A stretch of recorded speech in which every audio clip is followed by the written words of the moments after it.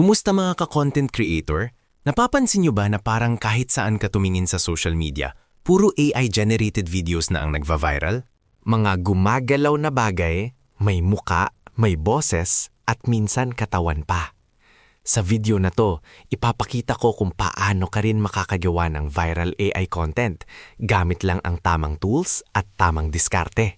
Ang sikreto kung bakit patok ang AI-generated videos ay simple lang, nakakaaliw, kakaiba, at madaling ubusin ng viewers.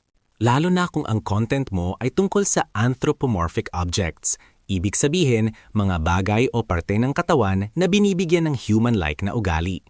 Isipin mo, nagsasalitang paa, galit na tiyan, masungit na toothbrush. Kakaiba, di ba? Iyan ang eksaktong dahilan kung bakit hindi makaiwas tumingin ang mga tao. Dito papasok ang tool na tinatawag na VO3 o Voice Over 3. Ito ay isang AI tool na kayang gumawa ng animated videos, malinaw na voice-over, high-quality visuals. Hindi mo kailangan maging animator o voice actor.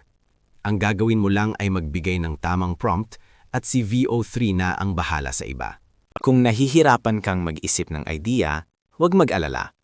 Pwede mong gamitin ang ChatGPT para gumawa ng prompts. Halimbawa, gusto mong gumawa ng videong pangkalusugan kung saan makikitang isang anthropomorphic heart ang nagagalit sa may-aring hindi siya pinagkakaingatan. Hayaan mong si ChatGPT ang gumawa ng prompt, then copy and paste mo kay VEO3 at boom, may video ka na agad. Sa tulong ni ChatGPT, uulitin mo lang ang paggawa ng prompt na ipapasa kay VO3 para mabuo ang ilan pang maliliit na video na kalaunay pagdudugtungin mo sa iyong video editor. Mas malinaw ang prompt, mas maganda ang lalabas na video. Kahit Tagalog ang prompt mo, maiintindihan rin ni ChatGPT. Ang isa sa pinakamalaking advantage ng AI tools tulad ng VO3 ay ang bulk generation. Ibig sabihin, pwede kang gumawa ng maraming video sa isang upong alilang.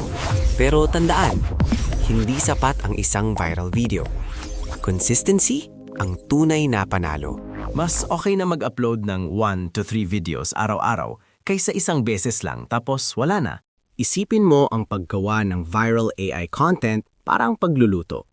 Kailangan mo ng tamang ingredients, mga prompts, tamang proseso, paggamit ng VO3, tamang timing, consistent na pag-upload. Kapag tama ang timpla, siguradong gugustuhin ng lahat ang ihahain mo. Kung gusto mong matutunan pa ang ganitong klase ng content creation, mag-like, mag-follow, at sana naman po ay mag-subscribe. Dahil sa susunod, i-discuss naman natin step by step ang paggawa ng ganitong mga klaseng video. Ito po ang inyong Kuya Techie. Salamat po.